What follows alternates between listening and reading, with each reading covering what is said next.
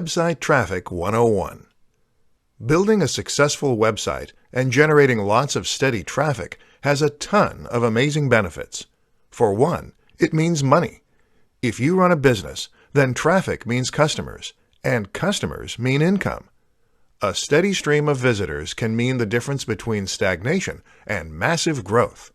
For bloggers, website traffic means a chance to make a living doing what they love. And even if you don't choose to monetize those visitors, you can still gain a lot of satisfaction and pleasure knowing that you have a dedicated readership. The only problem? Getting to that point in the first place. This series of presentations will help you to do just that. But first, let's start with the basics. The foundation. Before you begin to build traffic and drive thousands of visitors a day to your site, you first need to think about how you are going to build a solid foundation for your online brand. This is crucial because people ultimately won't come back to a website unless it offers them something of value. That means the site needs to be high quality in terms of the content it offers and in terms of the production values and polish. We could go into a lot of detail here, describing how to offer value, but it tends to come down to just one key factor. You need to have passion for what you are doing.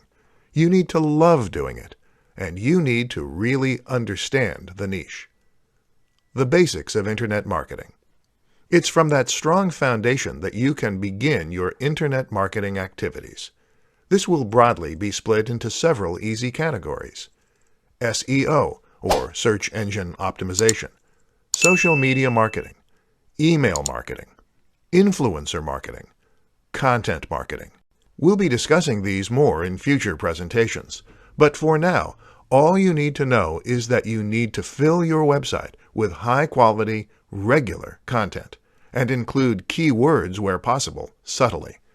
You should be present on every form of social media possible, and you should use that in order to share and promote the posts you create. Finally, email marketing is what you'll use to collect the emails of your visitors so that you can bring them back and market to them in the future. But nothing is more important than making sure those posts are high quality to begin with. Without that, you'll simply be spamming. How to craft effective Facebook ad copy that converts. There is no question that Facebook ads can work highly effectively. This has been proven time and again by countless marketers who have used the platform to form the backbone of their campaigns. But while Facebook ads can work, they don't always.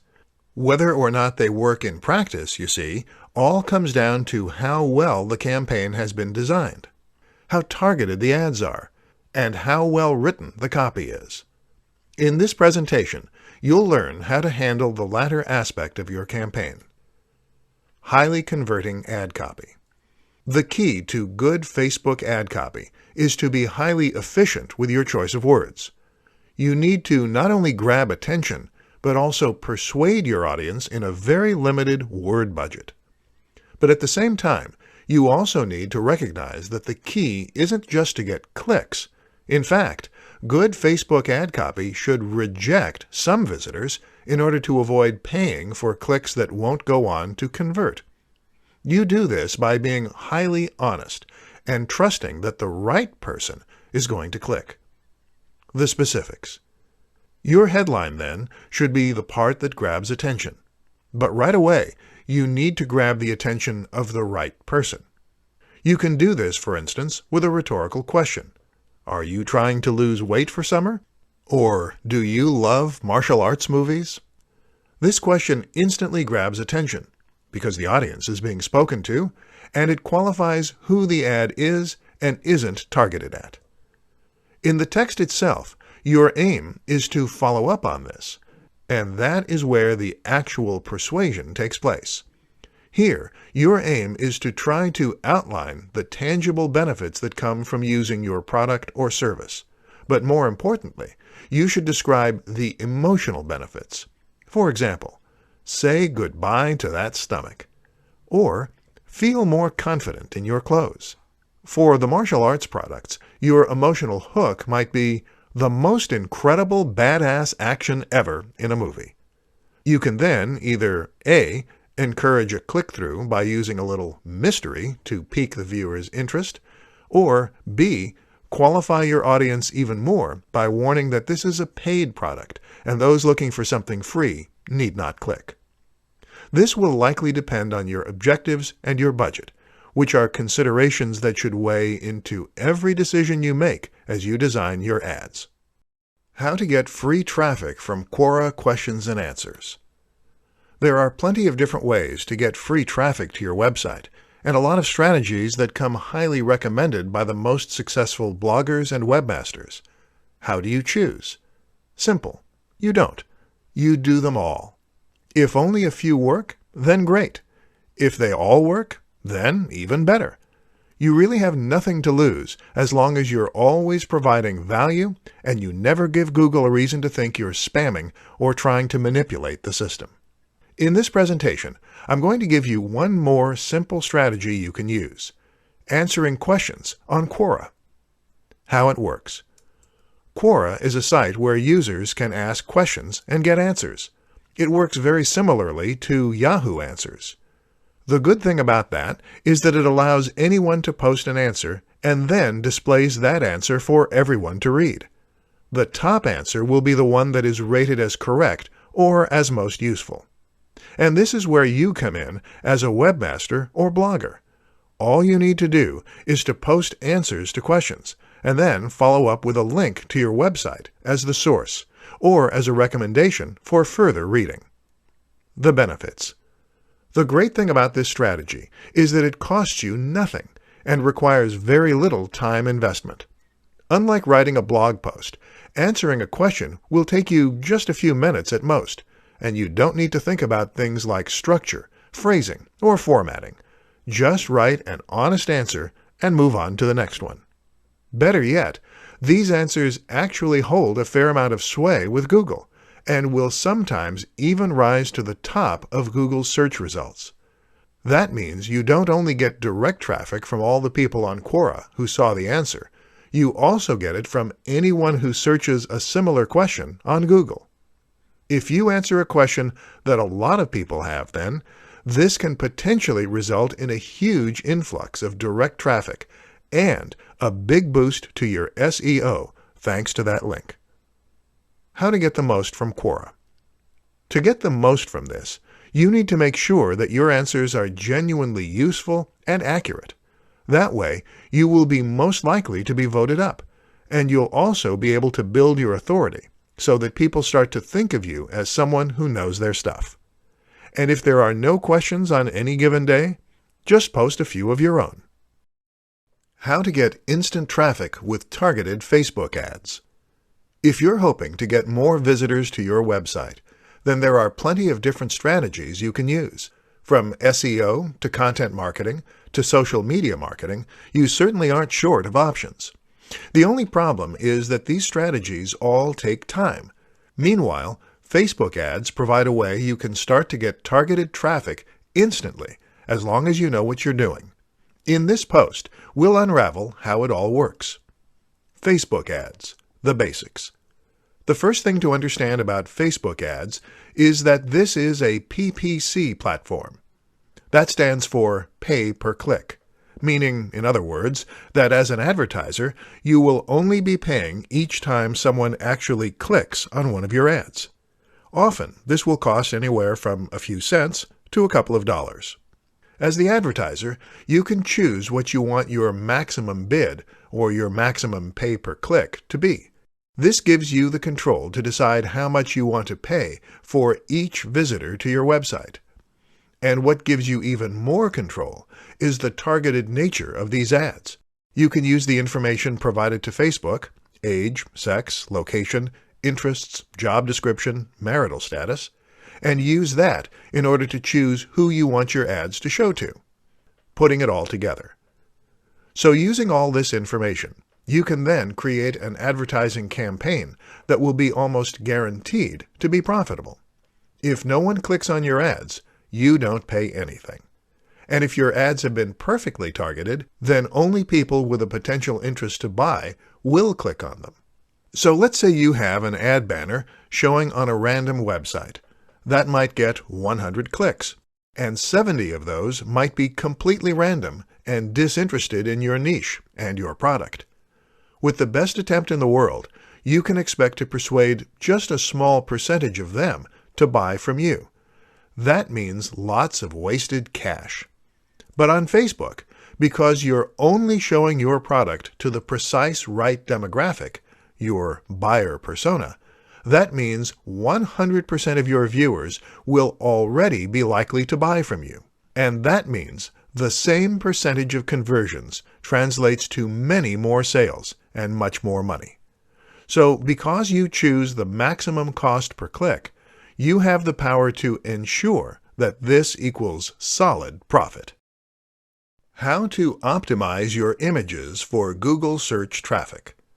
When it comes to SEO, or search engine optimization, we often focus purely on written content and links. SEO is all about keywords and authority, so the way to boost your prevalence in Google search is to fill your site with relevant content and to get links from relevant influencers. That's all true, sure, but there is much more to SEO than just that. For example, there are many sites other than Google that you can optimize for, whether that's YouTube or Bing. At the same time, there are other aspects of your website that you can choose to optimize. Say, for example, your images. Chances are that at some point during your time on the web, you will have visited a website because of an image search.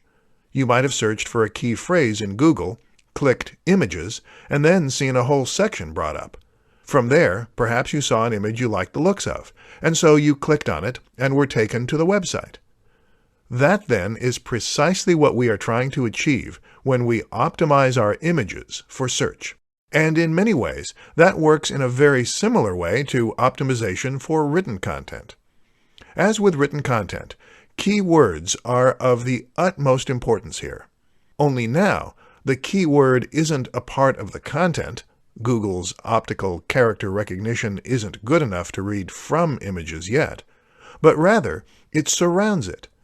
The key then is to write around the subject matter as you embed your images. If the text on your page is well optimized, then the images will be more likely to come up in related searches. At the same time, though, you can also make sure that you use the right names for your images. That, of course, means using keywords to name your files, which very easily identify the subject matter. Finally, though, you also need to optimize the images themselves. That doesn't mean you need to optimize the quality of the image, although this will help with the human element, but rather it means that you need to think about whether the image is original. A lot of the time, we use stock images. But unfortunately, these don't show up in Google often because they count as duplicate content. The key, then, is to modify any reused images in order to make them unique. The most common SEO mistakes and how to avoid them. Bad SEO is a painful thing to look at. It's so well-intentioned, and no doubt the site owner or blogger was certain at the time that what they were doing was going to boost their visibility and help them grow their business. And yet, bad SEO won't only fail to grow your business, it can actually hamper your chances of growth and success to a large degree, and leave your site struggling to get noticed or even be penalized. In this post, we'll take a look at some of the most painful SEO mistakes and how you can avoid making them. Keyword stuffing. By far, this is the worst SEO mistake you will run into. We all know that SEO involves the use of keywords. Subtle repetition of certain phrases that you want to rank for is the best way to tell Google what your site is about and to show up in the right search results. The operative word there is subtle. Keyword stuffing means using keywords in such an aggressive manner that the content becomes unreadable. Ironically, this not only upsets the visitors, but it also actually hurts your ranking. It can even get you penalized. Always write for the reader first. Covering the site in ads. If your site is covered in ads, then this will hurt your SEO. Firstly, Google doesn't like to see more than 2 ads above the fold, and fewer is preferable. Furthermore, if your page is saturated with ads, then this will cause people to leave your site as soon as they land there. And a bad bounce rate, the proportion of people who spend less than a few seconds on your page, is one of the surest ways to show Google that people aren't engaging with your content. Not being natural. Using synonyms is more important than using the same keywords over and over again.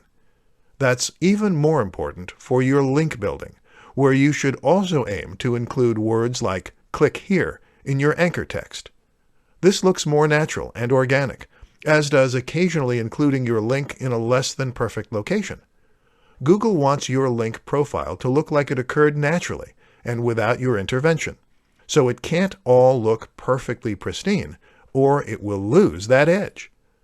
The very best links, for this reason, are the ones that are shared for you and without prompt. Top 5 ways to get traffic to your website. Need more traffic to your website? Putting in lots of time and effort and not seeing the returns in your web stats? Sometimes the answer doesn't have to be complicated.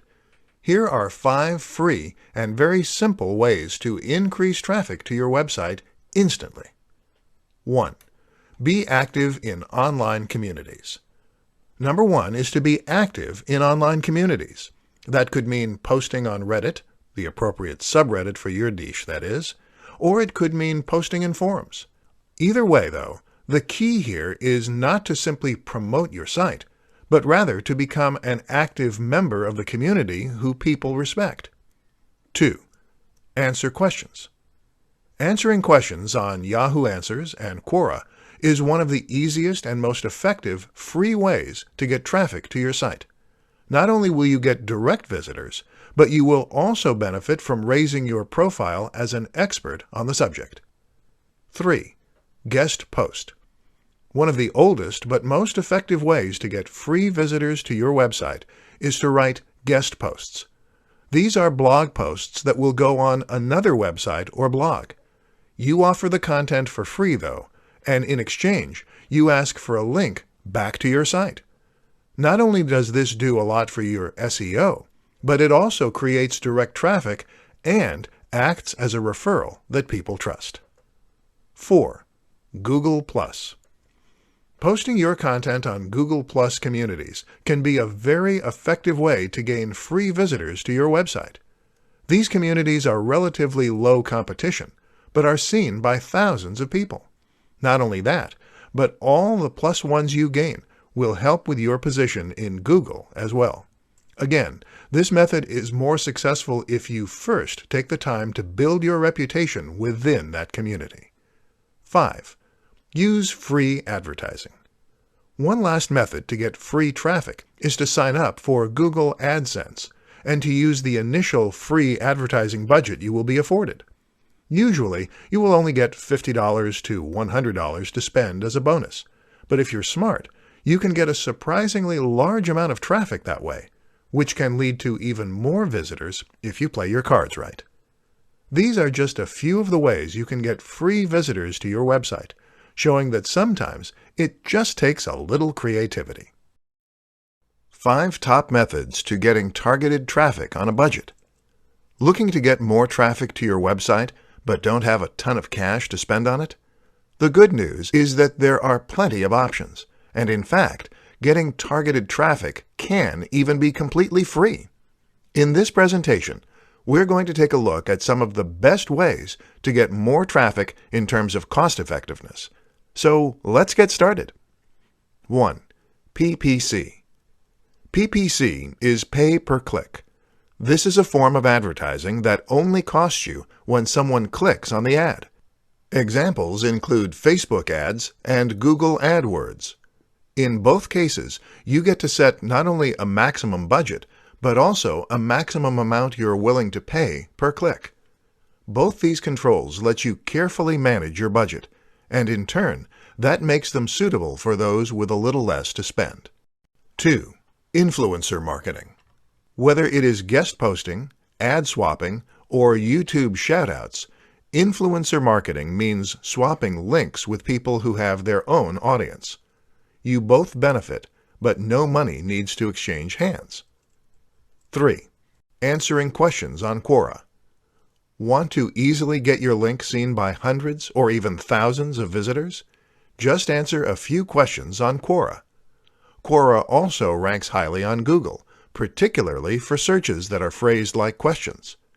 It might just be an easier way to get your brand to the top of the SERPs. 4. Reddit. Reddit is a very powerful resource for marketers who know how to make the most of it. You can either use this just like Quora, by posting answers, or you can use it as a place to share links with an audience you know will be interested in your posts. Whatever you do, the key to success is to first build some relationships in that subreddit. This way, people will know you and respect you when you post, and might even go out of their way to help you succeed. That is, as opposed to downvoting you and having your post removed for being spammy. 5. Link baiting. The very best links are the ones that look natural, meaning that they look as though they were shared by other users. And the best way to achieve this effect? That would be to build links that genuinely are natural. And the best way to do that is to create content that people just can't help but want to share with others.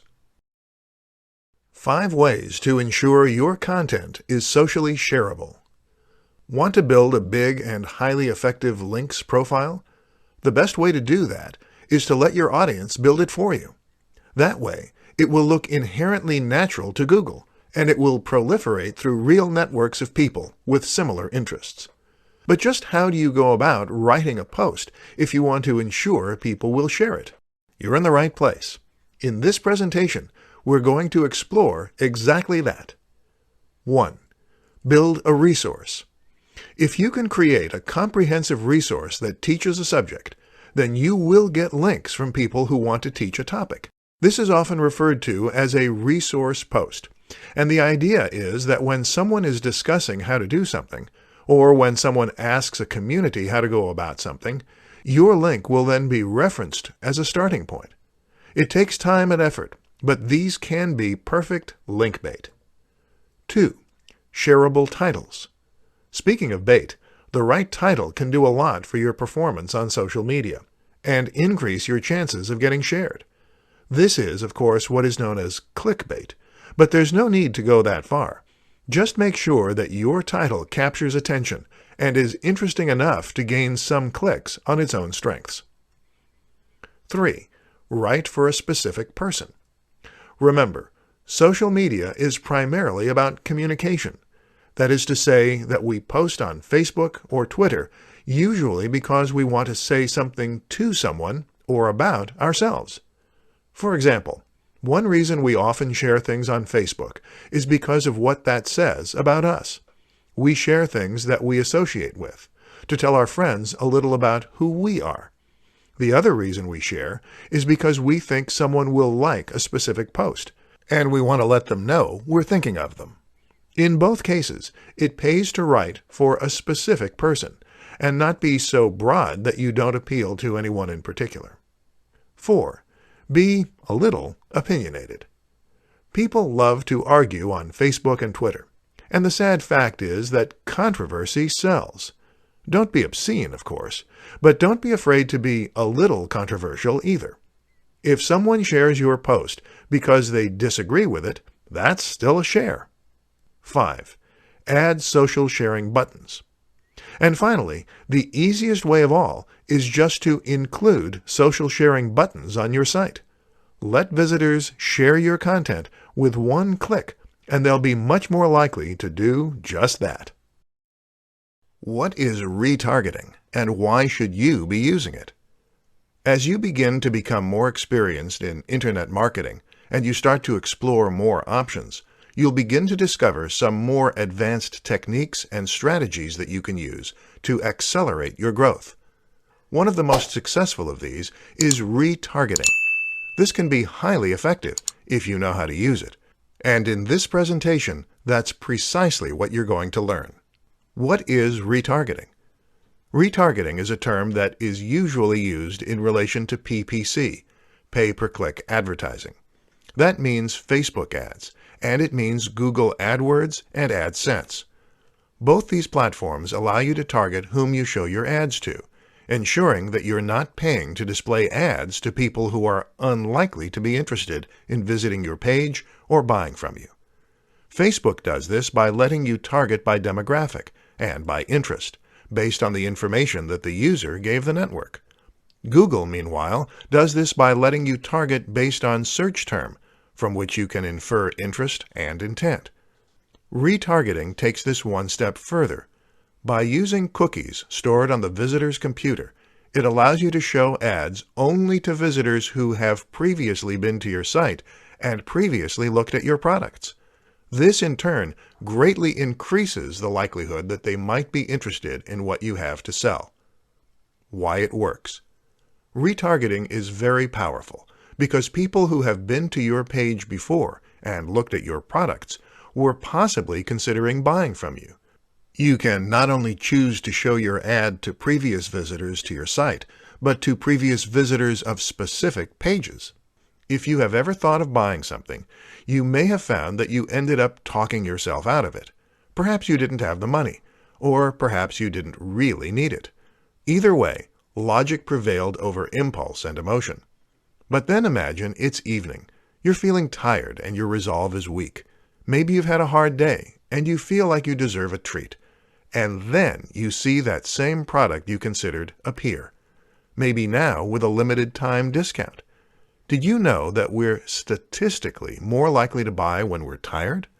You can imagine the impact this could have.